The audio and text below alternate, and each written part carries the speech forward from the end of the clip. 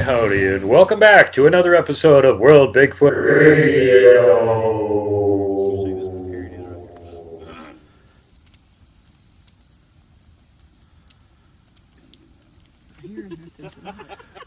No.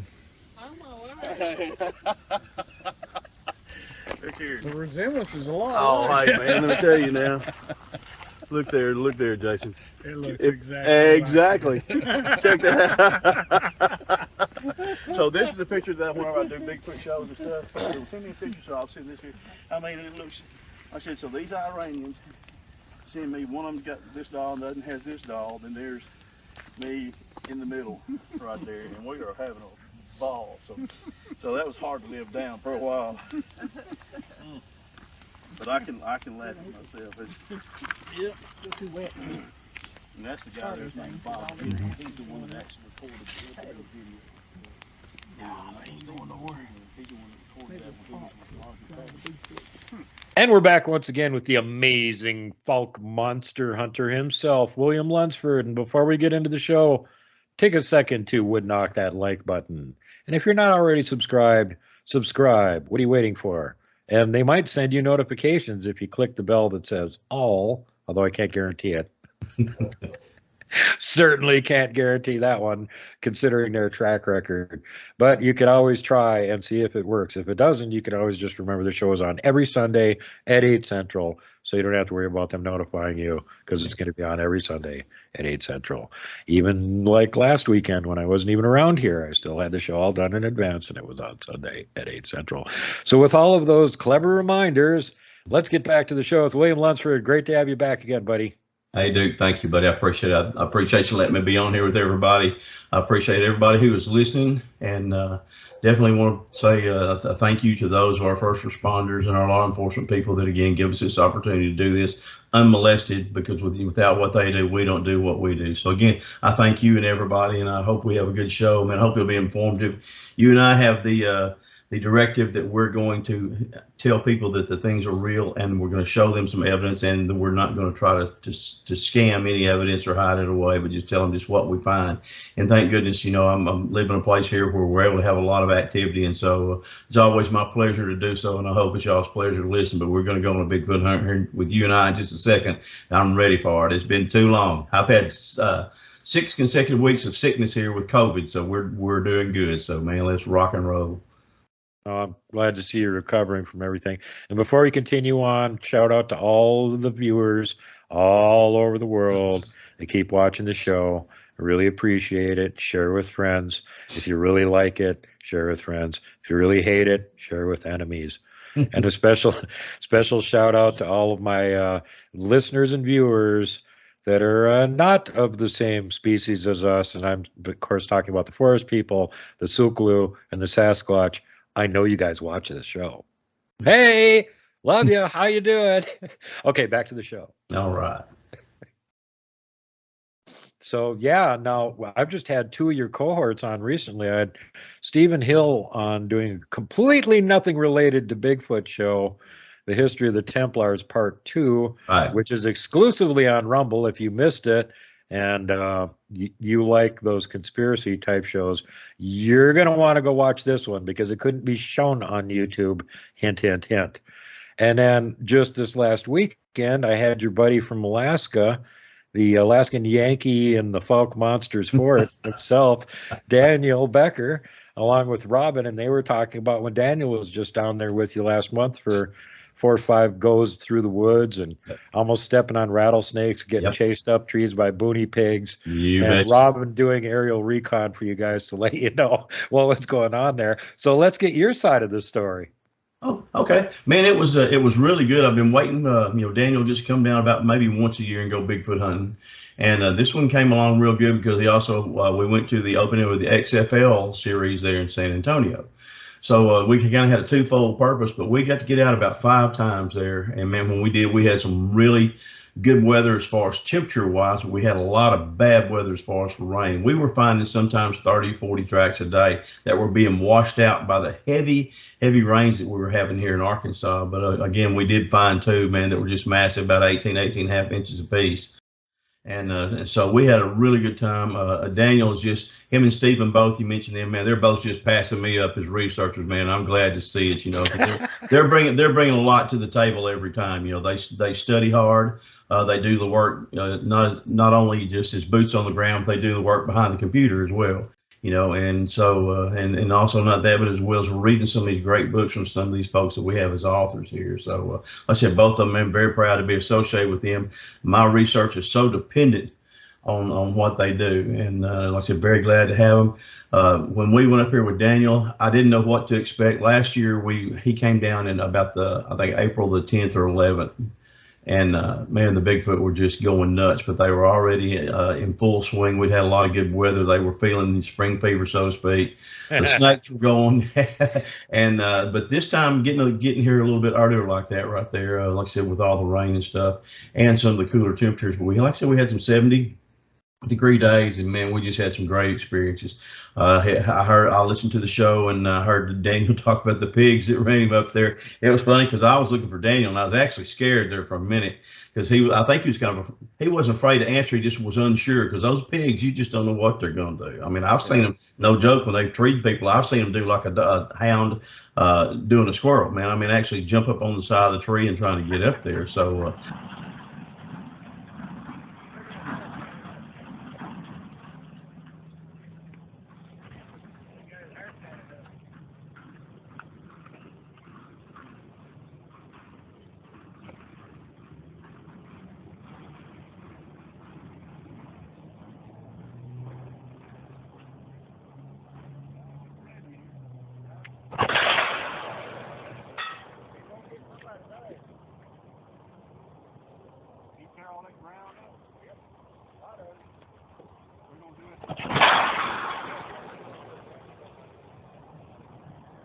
but it was very, very funny, and came back there, and I had that 45-70. I wasn't gonna let anything happen to him, but that's kind of, sometimes it's kind of good for us. We take for granted these easy Bigfoot hunts. We get something like that right there. We appreciate, when they go like that. But that was really a good. We were in a very good area where a friend of mine owns the land, a private property, and is a place where he saw a Bigfoot a couple of years ago. That's how he and I became acquainted. He contacted me over the internet. And so he said, "Are these things really real?" And I said, "Well, yes, they are real." And he said, "Man, I know." He said, "Because I saw one this morning." And the one he saw was about a 9-footer while he was sitting in his deer stand. And the thing screams. Whenever it does, he turns and looks at it, sees him, man. And of course, he sees he already has a rifle in his hand. He looks at him for a second, it takes off back behind him, and then his phone rings, and it's his dad who's at the other end of the property. His dad's 80 years old, so he's nobody's fool, man. He's got a lot of wisdom, man. A very, very good farmer, very, very good woodsman. Just the experience of his life is just somebody I really, really respect. And he called Shannon. He goes, "Man," he goes, "What was that, Shannon?" And Shannon goes, "Dad, you don't want to know." And so that was kind of how that, but so I got to, again, that's where Daniel and I got to go. He's very gracious with his land to allow me access. He doesn't allow that to anybody else, and to allow me access and to let me bring Daniel, bring Stephen, some of the other guys that I've researched with there, and let us come in there. And so again, that right there, and he still got on his property. About 3 weeks ago, it was going off every night. And he said, "Man, you got to get down here. You got to get down here." And we had a storm, shut everything down, which is what storms to do. But so it was really, really good. Daniel told you all about the one that screamed at us. That was his first experience to get the scream. And let me tell you, I didn't detect any anger in that scream, but what I did detect was almost like a sounder, like, hey, there's people in the woods. They see me walk around with guns all the time down there, so I don't think it was necessarily a deal because I have a gun. But Daniel was there; he's still relatively new, and just all of a sudden, because we were hearing the sounds. I mean, that we were truly hearing the sounds of it. Sound like the juveniles over there, and you could hear almost the chatter type, and then you would hear some of the bigger animals over that were or bigger creatures over there snapping brush, and then all of a sudden, this one screams at us. And man, I mean, we both just stopped because he wasn't sure what it was going to do. I wasn't sure because you and I both know there's people down there that Bigfoot like, and they allow you to be around the area, and there's some that they don't. But I think truly that they recognize him to not be a threat to them or their little ones. And so that was just one of the coolest things for him to get to experience that. And again, the rock he told you about. But the next time we came, and he didn't even know this, he had taken a lot of videos with his drone. He had taken some with his phone. He was behind me. And of course, I always lead the charge because I've got the gun. We do have bears. We do have hogs. We've got the snakes and things like that. And so, but you got bears. You got bears. They're not teddy bears, but any They're bears. like big dogs compared to what we got. You just kick them out of the way. You're exactly right. It is, man. Y'all get those doggone grizzly bears there. Daniel up there where he is, he's works in Alaska at the Anchorage Airport. They're even worse. Those grizzlies they got up there, the coastal ones, go to like 1,500 pounds. That's exactly 500 more than the size they get here. He sends me videos of these things running across the airport at Anchorage, man. I'm like, running across the runways. I'm like, oh my gosh, man. Yeah, it looks like a horse, right? Exactly right. Just like a horse. And so we were there, and it was just really, really good. And then some of the pictures he sent to me the other day, and he was looking through some, and of course he's having to make up some time at work, and so he sent some to myself and to my wife Cindy, and so we were looking through there, and sure enough, I'm 99.99999% sure he's got a picture of me, and we had something over there to my right. And it was making a lot of racket. And I wanted to make sure, number one, it wasn't a hog, it wasn't a bear, but then two, I didn't want it to be a Sasquatch and me take a chance on missing it. So I'm sitting there, and you can see me in this picture there. I've got this red hat on. I'm sitting there looking to the side like this right here, trying to see what, and you can see that I've got a look of, I'm gazing through there to really study.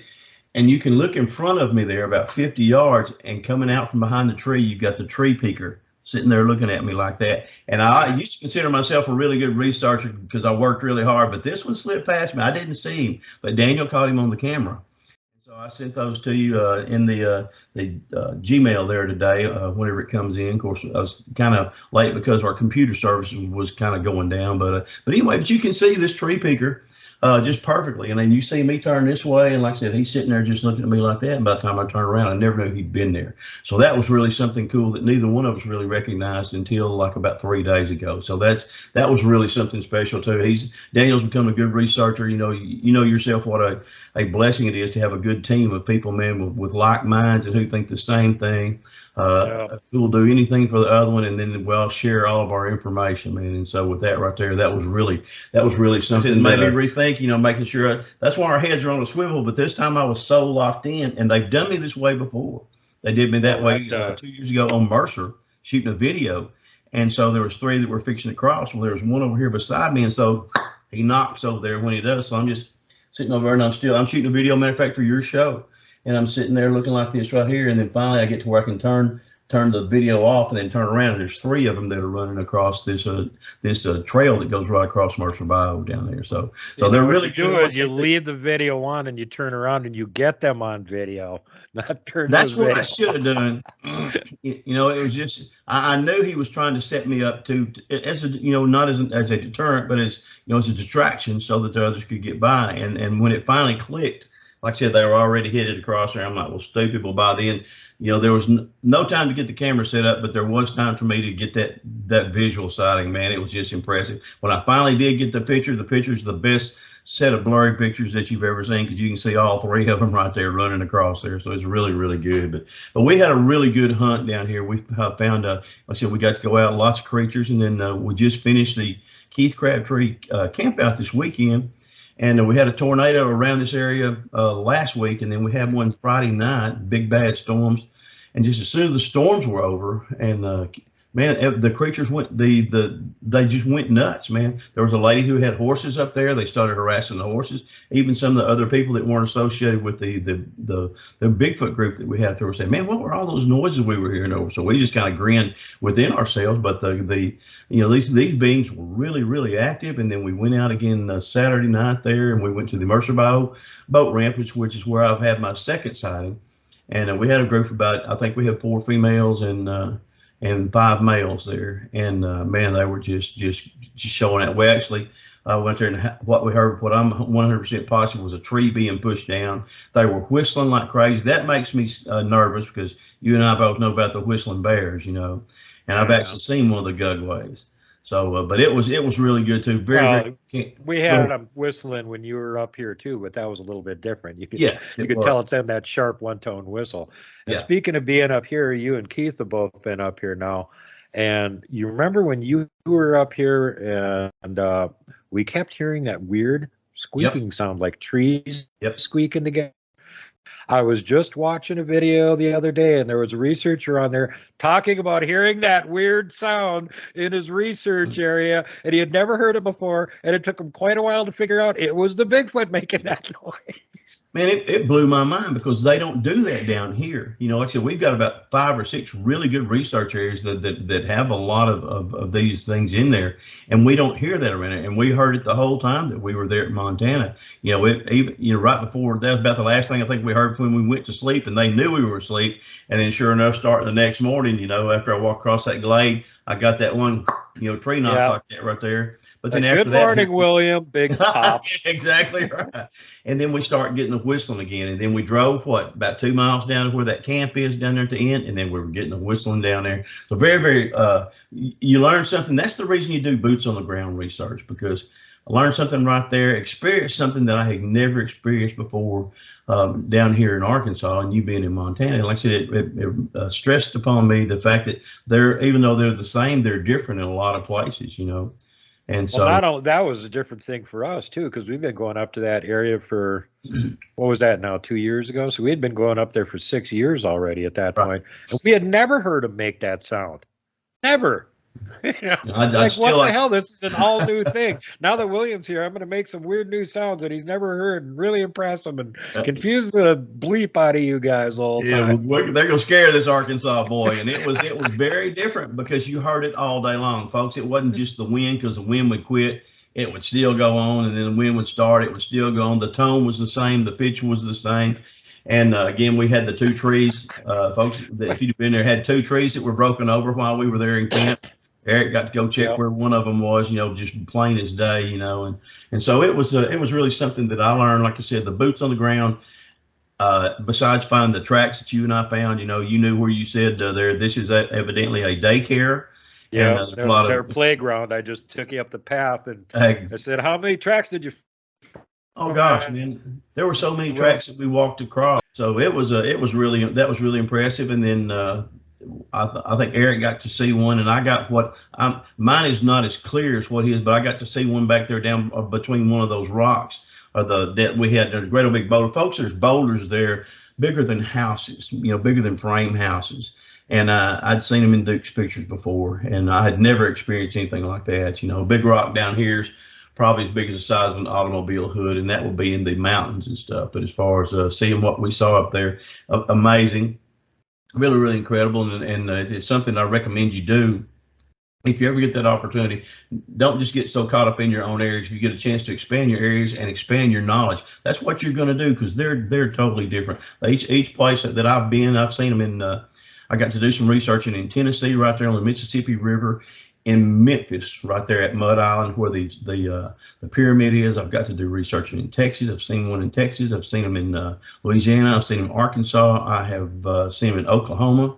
And then with that one, the picture that I got the picture not really by accident. I saw the movement, but then I got with the one there in Montana. And like I said, I learned something different from these guys in every single state, and it's got to help you. It's got to give you a repertoire of things. Y'all know how fast I talk, but it gives you a repertoire of things that, man, your mind can just bingo off of right quick. And so it really helps you as far as just not only discerning what's going on, but as far as what your next move needs to be, so that maybe you can have another side. Well, again, like we were talking about before we went on air here, I got that coming up here in less than a month. We're all going to be rendezvousing down there at the Nebraska Bigfoot Rendezvous, Yeah. the Nebraska Bigfoot Conference. And you'll be speaking there. I'll be speaking there. And part of what we got planned is that me and Ashton, One Man Viking Death Squad, my main research guy, we're driving down there. We're going to get there a day early, and we're going to pick up Blaine Tyler, who's also going to be there, and Christy Sci-Fi, who's also going to be there. And we're going to drive over to where Richard Soul is and go Bigfooting with him for the day before we come back and do the Bigfoot conference. So, well, I mean, yeah, we've got an ultimate Bigfoot research team. Yeah, Rich would be worth selling tickets for. Anybody go with that? Anybody would pay that, man. The amount of knowledge that guy has. So that's really a good team that y'all have assembled down there in Montana, and I'm really looking forward to it. Hopefully I can bring my A+ game, because A game's not be good enough with all those people down there. But it's going to be something that's really formidable. Luckily for both of us, we're not scheduled to speak next year when Blaine Tyler's speaking, because he would just wipe the floor with us. Oh man, so we're lucky there. He's just showing up this year. He's not actually speaking. Me and Stephen are going to fly up from Arkansas, and we're bringing our wives just in case there's any terrorists on the plane. We'll have them put a stop to any crap they would start.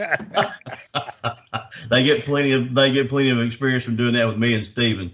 But I think we're going to get there on that Thursday, and like I said, looking forward to doing that, meeting everybody. I want everybody to come. If you've never heard any of these Arkansas people, folks, Arkansas is full of Bigfoot. I'm not kidding with you at all. And if I told you really how many sightings Stephen and I have had down there, Stephen is a logger, and Stephen will be sitting on his machine down here in one of these valleys of the mountains cutting trees, and you look and you'll see 6 or 7 looking at him through the trees right there. And so it's really full of creatures, and it gives you an opportunity to be very knowledgeable. So if you haven't heard any of these people here in mid-America, it's not just those that are on the West Coast or anything else like that, but these guys down here, they're farmers, they're fishermen. You see them while you're driving to church. You see them. I saw, like I said, with UPS, I saw 2 out of my UPS truck, and I probably would have seen more had I, not been having to pay as much attention to the road if I'd have been actually Bigfoot hunting. But man, it's going to be a good conference. I'm looking forward to meeting everybody, hearing the stories that she tells about the braiding, the horse braiding here lately. Even the other night there when we were at Smith Park down there, like I said, the lady that brought the horses, the Bigfoot were just tantalizing her horses. I have a lady down here that a little town called Bright Star, Arkansas, and the Bigfoot go around her house and they tantalize her horse. I got into the horse pen one day to walk down to into the pen there and be able to cross the fence because it was a little easier going. And the horse comes up and basically just pushes me with his nose. I had on black hoodie and black wind pants. It was almost like, and I'm sure he thought I was a Sasquatch. And so anyway, I'm seeing that more and more of these, they have the fetish. And Harriet's going to do, again, like I said, the talk about the braiding, I'm sure, of their manes, of the flags and things like a very interesting show that y'all did last year. So, man, I just can't tell you how excited I am about it, and it's going to be really. You're going to get to check out the whole museum there too, because it's right next door to where we're having the conference, basically. And she's got examples of horsehair braids in the museum. One of them was sent from Russia by Igor Burtsev, Dr. Igor. So there you go. So yeah, she's got examples of this stuff from all over the damn place, in addition to the flag braids. And when you look at them closely, they're braided exactly the same, which is what tipped her off in the first place, because she'd seen these things a bunch of times and went, wait. This flag braid looks suspiciously familiar. We know that they do. It sounds funny. You think we're exaggerating, but just like you and I talked one of our first shows we did, and the similarities, and me and my son would look through the woods, and we actually had the Bigfoot named based on the way that they built their structures. You could see the similarities in the way a particular individual Bigfoot built his stuff, and you come across it. Oh yeah, well man, that's the lumberjack right there. Yeah, that's the school teacher right there. Yeah, that's Rembrandt right there. And I'm sure it's the same with Harriet and those braids. When you see what they do, it's just amazing, man. These are a very, very intelligent creature. They're not anybody's fool. If you see one, it's basically because they've let you. It's not as good a research as you may be. It's one of those things where preparation has met opportunity, but you still consider yourself very lucky to see these things. Yeah, some of the strange places they turned up too. There was one guy that had I believe it was like an 80-foot grain silo, and he's got a 20-foot flagpole on top of it. And on the top of the flagpole, there's a flag. And guess what happened to it? It was all torn up and braided somehow. How did anything get up there to do that? It's not eagles, that's for sure. Yeah. Yeah, it was like they had to take it down during the night or something and that phenomenon, put it like back up again before he that's noticed right. it. I don't know what, That's becoming increasingly of interest to me, like I said, because of the amount of what I don't know what you want to call them, associations, not necessarily encounters, because most of them are happening when nobody and the people are around. But we'll call it association. But I actually have a friend who had his horse killed by a Bigfoot.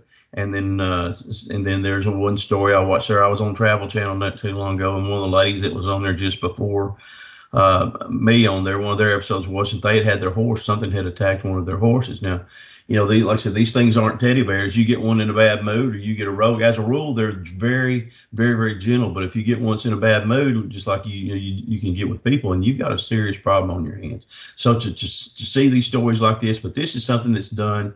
Like I said, you go to bed and you wake up and everything. You go to bed with everything's fine, and then you wake up and then your horse's hair is braided. Man, I'm gonna trip out when that happens here. If I go there, my dog's hair is braided like that right there. We're moving. Yeah. Well, there seems to be a difference in the braids too. I mean, some people say that, oh, it's all the same thing that's doing it, but some of the people that are into like little person research Right. have looked at some of these what they call witch braids and stuff, and Huh. a lot of these occur in areas where historically there's accounts of little people, and if you look at the braids and how they're braided, they are different. So there's two different things apparently that are doing this. And then, some of the Bigfoot may be having bad intentions with the horsies.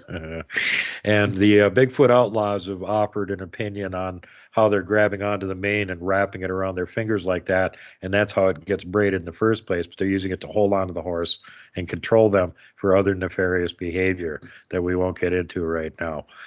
But yeah, it's really interesting to see how much of that. And if I had the choice between them just braiding the horse's hair and killing it, I'd rather they just braid the horse's hair. That's right. Now, I'm reminded of an account down in your area Yes, where sir. in the early days of pipelines, they had a guy whose job it was to ride the pipeline and didn't have ATV, so he had a horse.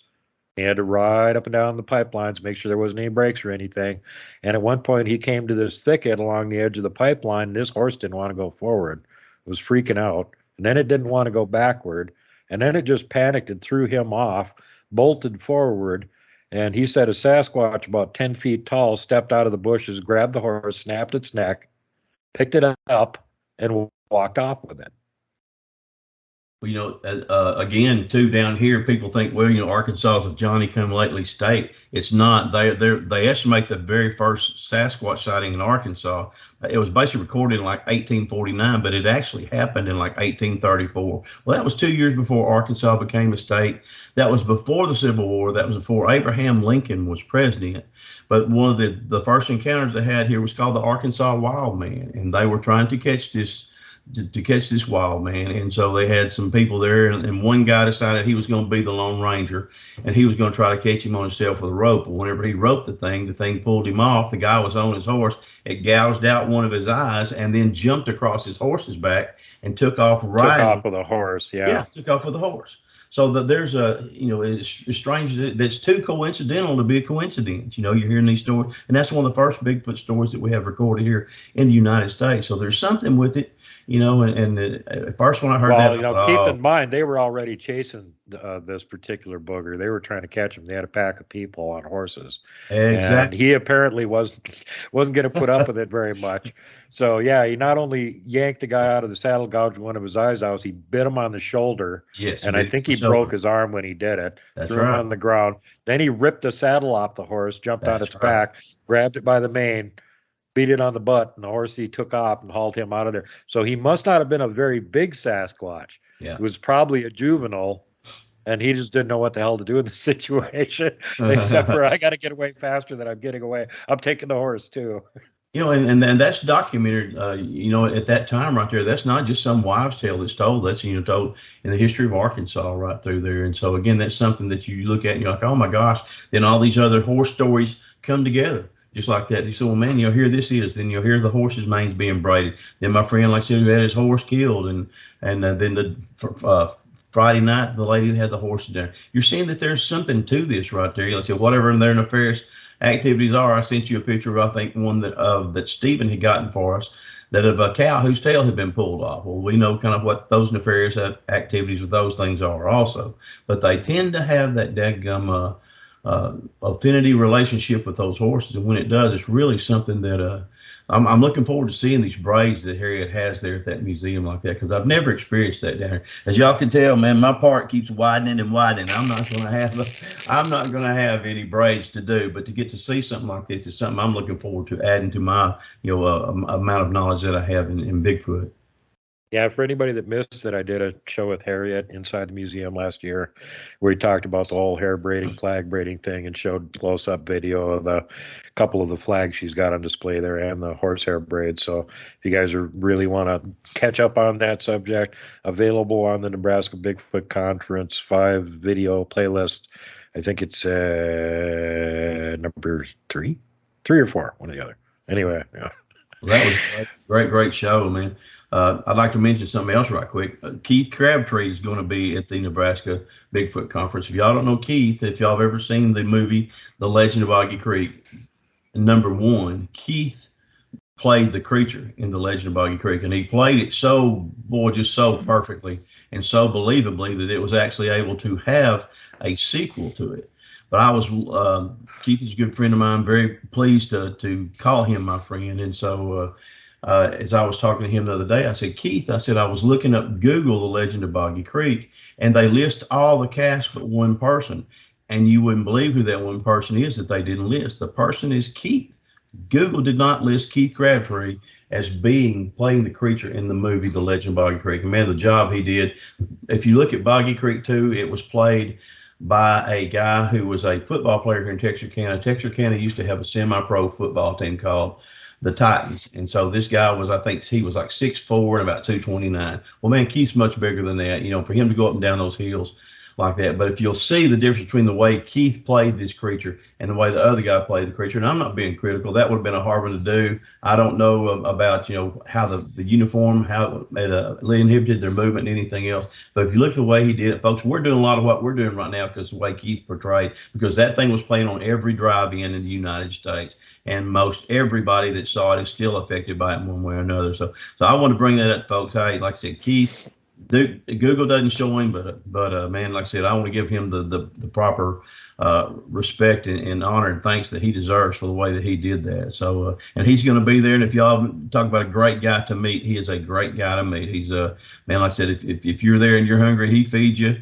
He's always got a good joke or something to tell, And we were eating the other night there, and we were talking about all the people that we were naming the group that we were eating with, name them after Flintstones characters. And he said, well, which one are you going to be? Well, I said, okay, I'll take Bam Bam. And so we all had a good laugh, but he's really a personal person. The other persons that you have there that y'all got set to be the speakers, man, it's going to be great. So if you can come, man, like I said, driving across 2 states, that's nothing, and so if you get totally worth it.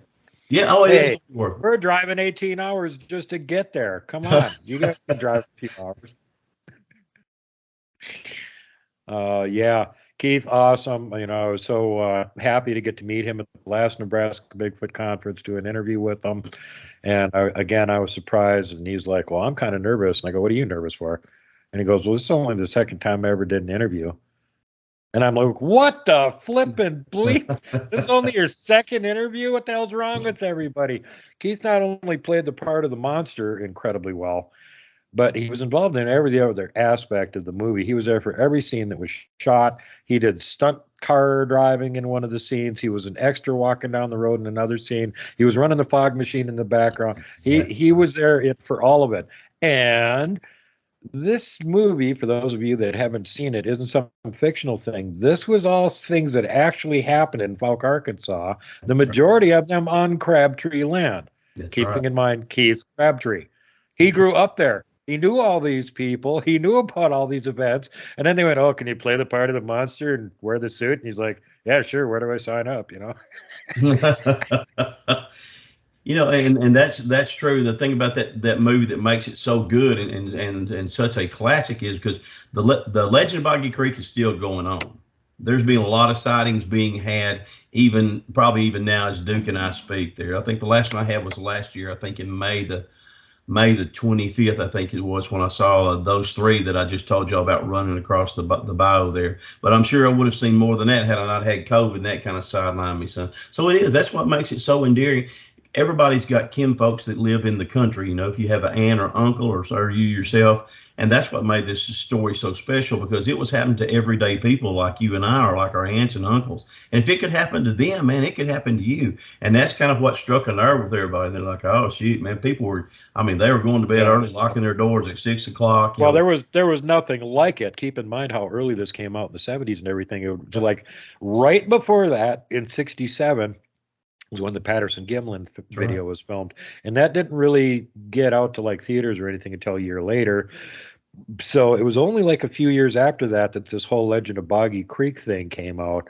And you know, a lot of the people that were playing the parts in the movie were actually people that lived there in town, sometimes even portraying themselves, which is even freaking cooler. Right. You know, so all of us kids that are that age that got to go see this at drive-in theaters and stuff like that, and we were kids, that movie scared the crap out of us because there was nothing else to compare it to. If you want to compare it to something, think of it as like Blair Witch Project or something like that. That scared another generation, you know. But this was, again, the people that were actually involved in these events were in the movie. These were all real events, stuff that actually happened. It wasn't made up stuff. So it had an even bigger impact, especially over time when you started to find out it's like, no, that wasn't imaginary. That was a documentary is what that was. That was the first Bigfoot documentary essentially had been done. You know, and that was one thing about working at UPS. Sometimes my route would drift in and out of going to Fouke and Texarkana Route 1s and 10s, which is actually part of Fouke. And I got to meet some of these people, like you're talking about, the people that were in the movie. Man, they were just as genuine as you and I, you know, and some of them had good experiences with it. Some of them didn't have good experiences. I'm not here to criticize, but you would see these people and talk to them. And sure enough, I have a good friend that I ran track with and played football with, and we graduated the same year. And his name is Bill Smith, and Bill's a super guy, has a very, very nice family. And so as he and I were talking, we hadn't seen each other for, 35 years, and I happened to see him at Sam's one day. And so he said, "You still doing Bigfoot?" And I said, "Yeah, man." And I said, "You know, I'm gonna do it till I die, you know." And so he shared with me a story that his grandpa was actually the one who had the footprint that was found in the bean field. The guy who had the footprint in the bean field was named Willie Smith. Well, I was too stupid, didn't put two and two together. Bill Smith, Willie Smith, and he goes, "That's my grandpa." And so, man, never even had any idea. So I've gotten to meet a lot of his family to tell their stories. Everybody coincidentally has seen the creature, I believe, except for Bill. He's had experience of hearing but never seeing, but all his sisters and things had the experience of getting to see them. And like you said, it's something real. It's not something that's made up, folks. It's something that's real. And like I said, it's happening still today. As a matter of fact, just to bring it up as long as we're on the subject, part of the reason the movie got made is because these stories and encounter reports were leaking out of the area. That's right. And everybody around there said all the locals were a bunch of crazy drunken hillbillies and they were making this crap up. And they got so indignant about it, they decided that they would actually make a movie, a documentary about what was actually going on there. Whether anybody else liked it or not, it turned out to be really, really popular. It's really been being seen that I know about. Some of the things that I looked at since 1908 down here, man, that's a long time. That was when Henry Ford had the first Model T. You know, that was when the first year that Mother's Day actually became a holiday. So you look at those years, you know, about 40-something years before, like I said, Abraham Lincoln was president. And so it's been going along for that long. Well, yes, it has. And like you said, it's not something that people just made up later on to tell stories with. And the more that I've gotten a chance to be down there, like I said, and visit with these people, man, they handle it with such class, because they go to bed at night, wake up in the morning, and there would be 5 or 10 cars out in their field that done cut their fences out there with their cows and looking for the Fouke Monster, you know, and a local radio station actually sponsored a bounty for it, you know, and it just caught fire. So, but it hasn't petered out now. There's not as many people. Everybody thinks that because, like you said, the hillbilly thing, because it's Arkansas. Well, man, I've been wearing shoes for like, oh, ever since I was born, you know. So we've had our shoes. Most of us have still got our teeth, and it's not just a wives' tale. Man, I'm proud to be an Arkansan and proud of this story. And Keith does so much, and the man at Monster Mart, Denny Roberts, does so much to help keep this local a story alive, you know. And man, and I hope they do, because it's a real it's a real. So anyway, getting back to what you guys were doing now, you miss seeing him getting chased up the tree by the pigadillos, and he almost stepped on a danger noodle. Now, according to Robin, the Sasquatch, or the boogers down there, gave you guys a heads up. Hey, there's a danger noodle up ahead on the trail. Don't step on it. Exactly. One that has a little decoration on his tail right there. Yeah. There's that little rattly thing before he bites you. Danger noodle. Got decorations on the other end of that tail too. They're about like hypodermic needles, you know. And when you see a rattlesnake, a lot of people have never seen rattlesnakes. When you see a rattlesnake, and I've killed some there that were threatening me, and when they were striking, they weren't just striking at my cat. You know, water moccasin, that's how they got their name. The area where they the habitat that they live, the water moccasin where the area of the foot where they were bitten, you know, most of the time. So they got the name from the Indians, water moccasin. But you get a rattlesnake, and this thing, several of these have actually been striking at me up into the mid part of my thigh. And so if you're bitten, you know, and so Daniel, they don't have snakes in Alaska, snow snakes or wherever they are, you know, and so that was really a shock for him. And then the cottonmouth, when we got out there, the cottonmouth, and you know, Daniel's like, he said, he's like Jim Stafford on that song. I don't like spiders and snakes, but he particularly don't like the snakes. But it's something like Indiana Jones once famously said, snakes. Why did it happen to snakes? But it is. We really had a good time. Like I said, Daniels is adding a lot to our research there, and he goes through and he takes a lot of pictures, peruses what we have there, and so he's really become a big asset to our research. Mine and Steve and some of the other men that I research with that are just really good. And so I'm very glad to have him come down. Like I said, as far as I'm concerned, once a year is not enough, because he's going to have so much to help us add to with what we know about research and things. And if he can ever get with a group up there in Alaska, if they'll, you know, accept his friendship, they're going to be the ones that are much blessed for it, because he just, as you can tell by having him on your show these two times. He should go bug Scott Hack, because that's the guy from Alaska that's been on my show twice, showing some of the most amazing Bigfoot tracks ever. Yeah.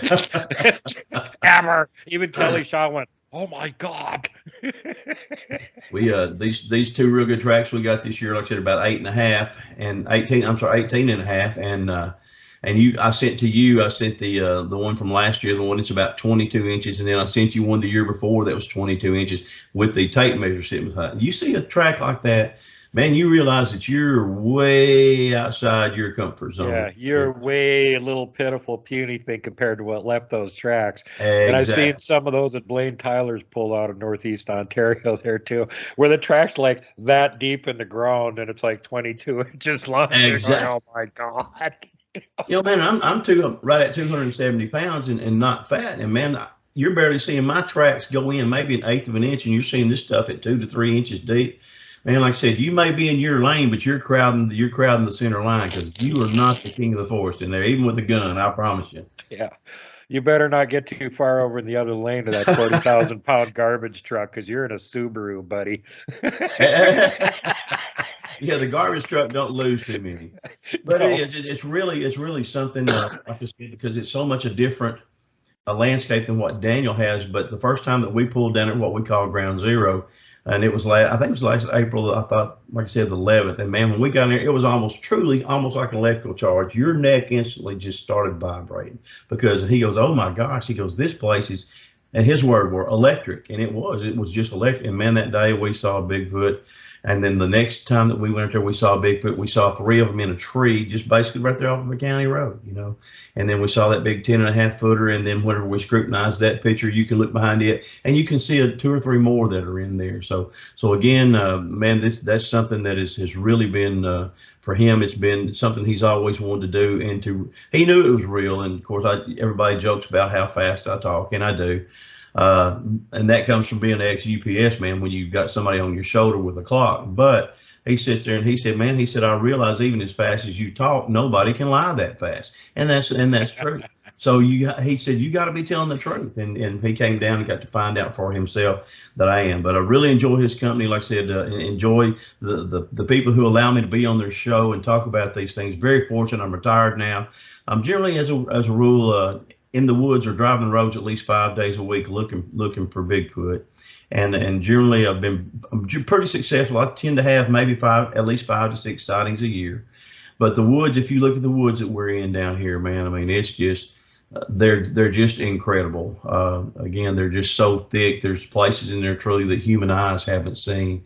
And again, I always I'll equate it with when they did the movie off Finding Bigfoot, the Return to Boggy Creek with James Bobo Fay, very endeared character of that show right there. And he said, man, you can hide an elephant in there. Well, you can. And Daniel says, we call it the America's Amazon, and that's truly what you got there with Sulphur River. So again, man, it's just, you're going to church. If you live down there, you're liable to have a sighting. So many people, they're just doing what they do. The man's in his field, he's plowing his field. There they are. The woman's taking the kids out to go to church. She looks and everything, standing there watching the kids. I have a friend of mine whose wife is a bank president, and as she is the kids are having a party out there on their screened-in porch. The mom comes, gathers in the kids, and she goes, y'all get inside quick. Well, they thought they were being punished. We'll come to find out later on there was Bigfoot out there watching these kids play, and it just unnerved her to death. So again, it's happening, and it can happen at any given time, and I feel very fortunate to get to be a part of it. Again, to get to share with everybody doing this right here, to have the great people that I have around me, to be able to share with y'all the good hosts that we have, that they realize I'm not lying to them, or you wouldn't have me back, and I appreciate y'all for that. So, but it's really something amazing. When you get your first sighting, you don't have a place as ready as what you think you are. And you might have been, but I wasn't ready for it, dude. Go ahead, buddy. I'm sorry about that. Go ahead. Well, getting back to where we were before we lost all the signal and everything there, we're still kind of talking about your adventures with Daniel. And one of the things we had him on the show, he showed that, first of all, of course, encrypted electronic interference, not just with the cameras, but with everything. And that included the drone. But nonetheless, he managed to still get a picture of one hiding in the bushes from his drone. And we showed that on the last show, and he was on there. Man, encrypted electronic interference is something that's very, very real. I've told y'all about the stories that I've had when they've done my cameras like that. They've done other people's cameras that way, and they've done it as far as for one night we were on Sulphur River riding down there on January 13th, 2017, after my mom had passed away, and the first time I'd ever had my FLIR. Well, we'd gone up towards Wright Patman Reservoir there about 5 miles, and we're drifting back down. And we were having rocks thrown at us, and I was joking with my buddy Randy. Randy goes, oh, well, he said, those are just fish jumping. Well, man, we come around the bend, and when we did, we had a rock had to weigh at least 200 pounds. Oh, good God. Hey, I'm serious, man. Hey, because me and the boy that was in the boat, we're both. So what was his explanation for that then? That's exactly what did he say? Oh, some Roman legionnaires got lost, and they're over there practicing their catapults or something. Well, that's what we did. I said, well, was that a fish jumping? He goes, no, that wasn't. So anyway, I got my spotlight, and my spotlight battery was dead. It was fully charged before then. He grabbed his flashlight. His battery was down. And thank goodness Reese was in his boat next to us by himself. He goes, man, get the FLIR, get the FLIR. So I grabbed the FLIR and pointed it to the bank. And sure enough, man, whenever this infrared light hits this Sasquatch, he goes bananas, and he walks to the edge of the water line there, and just does the crab pose there that you get with bodybuilders, and kind of bares his teeth. You can hear a little bit of what I call shuffling, and then he goes up the hill a little bit, and he turns around and looks at us again. Then he gets to the top, and Randy goes, let me see it, let me see it. So I tried to hand him the FLIR, but I had on gloves. And the cry of most gloves, you got a little bit of extra finger space in there. Well, I hit the off button and so I handed it to Randy. Randy didn't have a signal, so we were not friends that night as good as we were when we left before we started there. But anyway, so it is the crypto electronic interference. Like I said, took Randy's batteries, took my batteries, and so if it wouldn't have been for the FLIR, we wouldn't have even gotten to know that Bigfoot was there. Lean back. Okay, lean back. Sorry about that. Okay, I'm gonna scoot back on the chair a little bit. How about that? That'll help. Then if you try and lean forward, you'll still be in the middle of the screen. Okay. So yeah, this is again one of those things that when you just hear somebody talk about it, you're like, well, that's just crazy. That has nothing to do with Bigfoot. But how many people do you have to hear tell you this stuff that have got active research areas and are coming back with pictures and video of them and stuff, and they're all having the same thing happening to them That's before you actually go, maybe this is connected to Bigfoot in some way. You know, it took me a while to believe it because I've got several SD cards. I always keep several cameras out in the woods, and all of a sudden, every picture you have would be just clear as a bell. And then you get a picture of Bigfoot. You know, you see the tracks leading up to the camera. You get a picture of Bigfoot, and all of a sudden, it's blurry. You know, and you know, you and I joke about Mitch Hedberg, the comedian, that says, "I believe that Bigfoot is blurry." Well, buddy, there's a whole lot more wisdom in that. Mitch didn't even realize he was absolutely dead on right, and that's very disturbing. There's a huge blurry monster running around the woods we know very little about. I had on my UPS route, we had these new electronic clipboards, and they had these lithium batteries in there. And I have one place down there on the Texas-Louisiana line, and whenever you would go down there, I only had like maybe, I guess for phone battery, I probably only had less than a mile. But I would get down there, and there was one Bigfoot down there by an iron bridge, and you would get close to this iron bridge, and for 3 days in a row, he zapped my electronic clipboard, $5,000 electronic clipboard. Oh yeah. I would have to go to write things down on paper, then go back home. And then you had to bring your supervisor out there with extra clipboards and let him see it firsthand to prove it was happening. And whenever it happened to him, he had no explanation for it, you know. So, and that's what, but you know, lithium battery, I mean, that takes some power to zap one of them suckers, you know. So anyway, it is that electronic interference, whether it's because of their, you know, every being has an electromagnetic field. We have them as humans, you know, whether that's part of it, you know, whether it's just the infrasound that they can, they can project or whatever it is. But man, it's a real thing. And when you hear about it, and also, like I said, it can make you sick. It can affect your body. It did my partner, Stephen Hill. He was laying on a table there, fixing to have adrenaline injected into his heart after having a Bigfoot that zapped him. Have another friend that he sat there and it made him sick. He had to sit down 2 weekends in a row there while he was squirrel hunting. He finally asked me, he said, "Will," he said, "if you're still doing Bigfoot?" I said, "Yep." He said, "Can they do something to you physically to make you where you lose your balance and you get sick at your stomach?" I said, "Absolutely." And so he related these two stories to me. So again, infrasound, infrasound is known through scientific research to be able to do all that stuff. And Coonbo Baker from the Bigfoot Outlaws, the first one that really brought this to the attention of the Bigfoot community, because he had the theory that they were able to do a lot of these weird tricks just through the use of infrasound, and infrasound covers 90% of it. You can confuse people, you know, you can get them to walk in circles thinking they're walking a straight line. You can make them sick. You can make them forget things.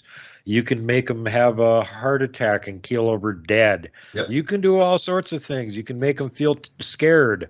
The wall of terror that people's experience might be infrasound. But there's limits to what you can do with that. And so far, I've still not had anybody explain to me how they can mess with electronics with infrasound. And plus, we had Joyce Gray, Miss Bama Bigfoot herself, out there filming one sitting in some bushes, and he stuck his tongue out at her and then zapped her camera. Yep. And she saw it happen and said, "You little shit, don't zap my camera." And then the battery died forever. She had to get a new battery for it. But she got that on video, and that's the beginning of every show where there's those bushes and there's that bright flash of light. That's him zapping her camera. Yeah. Infrasound does not make a flash of light. Nope, it does not. So that isn't infrasound. They can literally zap. They have some kind of an electronic ability. Robin McCrae talks about it all the time. All the cryptids can do some of this stuff to a certain extent, but apparently, like, when it comes to messing with electronic equipment, the Sasquatch are the kings of it. They can do all kinds of weird things. And I've had them, you know, where they've made it look like my battery was dead. Right. I took it out of my camera. I put in a new fully charged battery, which also looked like it was dead. Yep. And then I said, "Quit screwing around with my camera, you guys." I pulled that battery out. I put the one that just said it was dead back in the camera, and it works. See, and you're talking about Coonbo and them. See, I didn't start listening to any Bigfoot research any other researchers for a long time, and that wasn't because I was arrogant. It was because I wanted my research to be my own. There was things I was finding out that were happening to me, and I thought, there is no way this is possible that this is happening. But it was, and like I said, I wasn't listening to other people. Then once I did for a little bit, and then I heard them telling the same thing, man, like I said, the light bulb, it didn't flicker. It actually went all the way on. I'm like, man, this is for real here. You know, it's not just some of my imagination. And when you're experiencing it on your own, and then you got guys like, like y'all who have been in the woods for that amount of time. I have been, but again, I was basically my own researcher and dealing through these things down here in Fouke. So man, it's really one of those things that when they do your stuff like that right there, Daniel's FLIR was a very, very high dollar FLIR. I mean, it wasn't one of these dime store jobs, and man, they messed with it good. And I think he had 2 of them down here and was able to get that picture. And and I look forward to big. Matter of fact, he actually, when he came home here, I had to go somewhere that next morning. So him and Cindy, Daniel had stayed with us, and so Cindy, my wife, and so he took her outside and let her work that FLIR. Well, as soon as I get home, she goes, "We're gonna have to get one of these." Another good example of what we're talking about is Papa Craig when he was up here in the spring, and they, for whatever reason, decided to mess with him really big time. They not only zapped him, but they screwed with his camera. And that camera had always worked perfect before that. And since then, for the last 2 years, he's been using the same camera. It always works perfect. But when he was up here, he films over an hour of video and dozens of pictures. And when he goes home, he has 1 minute of video and 4 pictures. All the rest of it just vanished. And I was there walking with you, and you saw me filming as well. Same thing here. Yep. Man, go home. And it wasn't because my camera went through the electromagnetic field there at the airport, whatever they're doing, the scanning, man. Like I said, I was filming good stuff. And, after you've seen this for a long time, it takes a lot. I don't even do footprints anymore as far as for tracks, because after you've seen enough, it's not that they don't impress you, but just that, it has to be something really special. And I filmed some good stuff. And, man, I get home and it's not there. And I go to send it to you, and I'm just blown. I know. I felt terrible for you, but the same thing happened with him. I was literally like 40 feet away from him. He's walking through this timber tangle, and as I come walking around the corner where I can kind of see him in between these trees, he's sitting there filming and narrating, going, "Got a really nice track right here." Yeah. He's zooming in on it. He's, right. Gone. Yep. Yeah. And there's no explanation for that, man. None at all that we can deal with, except the fact that they have some kind of abilities, and I'm not going to say powers but abilities that the Lord has given them, and within their environment that allows a 10, 11 foot being to exist and not be seen by people or not be discovered by people, or very many people. Let me put it that way. Yeah, they can go from blurry to completely invisible with enough training. They're really good. It could be, it could be something too, like I mentioned before, they're polar bear hair. Polar bear hair is clear. It could be having something to do with their hair. You think, well, man, no, polar bears are white. No, polar bear hair is clear. You can look that up on Google, and it will tell you how that works. I don't know. That's way beyond my brain description right there. But whatever the Bigfoot have, man, like I said, they're the best within their environment. And there's not a grizzly, there's not another creature that can match with it. Yeah, no, I agree. If you guys want to see some actual video and picture examples of this kind of stuff, go back and watch part 2 of 3 that I did with Kelly Shaw from Rocky Mountain Sasquatch earlier this year. And part 2, he showed video he's got of one blending and moving around. And I showed a picture that Sunny took when she was up here with me of one completely cloaking, bending the light around it. And then we also got a video from 10 years ago that was taken up in northeastern Canada, where somebody was just filming across a river, and there was one standing there. And while he's got the camera on it, it fades out, right, and turns the same color as the background. If you look close, you can still see its outline there. But it went from black to, now I'm green. I'm the same color as the stuff behind me. Mary Boland sent me a picture, and we both know Mary Boland, Bigfoot Mary from down here in Texas, and she sent me a picture of a Bigfoot there that she had gotten, or someone else had gotten. But like you said, you can see the outline, but you can't see anything filling in the body line. And I still have that picture on my phone. But I was very intrigued by that, because that's one of those things that I say I haven't experienced yet. Whenever I do, man, I'm gonna be the first one to tell everybody. But the things that I have here, and I trust Mary to the nth degree. And that picture, like I said, is on my phone to look at. And I don't for where it was. I've got another here done by Udell Head, a man. Hope that you're going to have on your show pretty soon here, and you can see that there's something in there. Whatever it is that they're doing, it's not something that we can do. It's not something, and again, that's something I don't understand yet. But you're hearing all about it, and that's one thing about it, and again, I can't do it justice by speaking about it from a position of experience. But I'm telling you, man, they do some things up there. You look at it and you think, well, man, if they can do that, why can't they do this? So I keep an open mind. try my best to keep an open mind with everything, because there's not a single one of us knows everything about anything, and certainly no experts in this field of doing the Bigfoot research. Right. Absolutely none. Well, again, and that's why we're out there doing the research, because we're getting more and more evidence, and we can compare notes and figure out, hey, is this something that ever happened in your area or ever happened to you? Right. And then you start getting ideas. Well, since this is happening to everybody, what's the mechanism that's causing this? And even down to like the blending. A perfect example of that was somebody caught one in one of my videos where I'm basically just filming over Mike's head. And there's one sitting right there. He doesn't realize I'm filming him. And while he's blending, he just moves. And while he's moving, you can see him. But as soon as he stops moving, he just, like a chameleon, fades right back into the background. You can't see him again. Make sure that you're kind to everyone. Safety first, last, and always. Pay it forward. Don't be mean to people if you don't have to be. Don't flip off the mountain giant. Don't poke Dogman with a stick. Don't punt the puck, would you? And for God's sake, whatever you do not hug the Wookiee.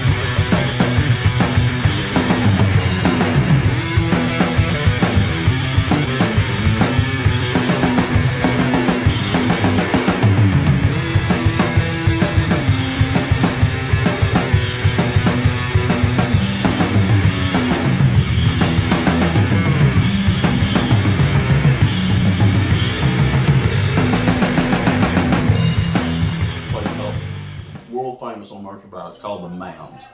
Huh? Yeah, sure do. So my son and his buddy are going down there to camp at night, and of course, like I said, Will is probably in his mid-20s, and so Reese is about 30, I guess. So they go down there, and Will is wanting to try out hammock camping. I guess just test out your manhood. Reese is in a tent, and so they go down to the mounds, and they're sitting there and they're camping down there on the mounds. And Reese knew what was there, but Will was kind of skeptical about it because he had been down there one time when one had come around being him and his girlfriend, and he was kind of skeptical that there could be two anywhere around the same place. Well, anyway, they're down there, and so it's about 11:30. Nothing's going on. He's starting to pretty much feel his manhood and all that stuff. And so, like I said, he's laying there in that hammock and he's kicked back like that, and all of a sudden you get the Bigfoot classic scream. And he goes, Reese, what is that? And Reese just kind of laughed. Reese goes, you know what that is. And so the thing screams again. He goes, Reese, you're not kidding with me, right? He goes, no. He said, that's actually what that is. He said, it's getting closer. He goes, yeah, probably is. So he says, you care if I go in there and lay down by you in that daggum tent? He said, I don't want to be out here by myself. So he goes and he gets in the tent with Reese, and the thing screams for about another 30 minutes. It doesn't come very much closer to him, but it's over there screaming off in the woods, and finally it just quits, just plain as day. But anyway, it had located them, knew who was there, and once it realized they weren't no harm, and there wasn't no sense in trying to intimidate them by screaming more than the thing took off. But after that, right there, this boy right here, he changed his whole attitude about things. 'Cause, I mean, they're just that intelligent. That one that got after us that night up there up in Oklahoma when he had his hand on my truck, and so whenever he took off, I lit up the outside, and he took off. Well, he comes back, and so he comes right outside our tent. He's got two rocks out there, and whenever I first woke up, I've got my pistol and my flashlight, and I'm sitting there. Well, my buddy, I didn't know I was trying not to wake him up or Reese because we were all armed, and I'm afraid it was going to be some crossfire. Then there's two guys out there with pup tents. They're all armed, and I knew if it was something, it's just set a recipe for disaster. But Randy had woken up and put his recorder on his cell phone. So we're sitting there, and about 5 minutes later, we're still laying there. He's still got his recorder going, and all of a sudden, Thing's right outside the tent with those two rocks. Smacks those rocks real hard, just right outside our tent. Of course, we all jumped. I turned the spotlight on again, and it took off and went across the river. And for about the next 30 minutes, we whoop, whoop, whoop. And That's what they sound Yep. like. Yep. and that was the only one we didn't hear anything answering it. But the next morning when me and Reese got up, we went and we found tracks, and we found a place where we could cross down on the river down there. It does. That's exactly what I heard up in Kentucky. Is that it's almost like a question. Yeah, yeah. Yeah. A lady sent me she sent me.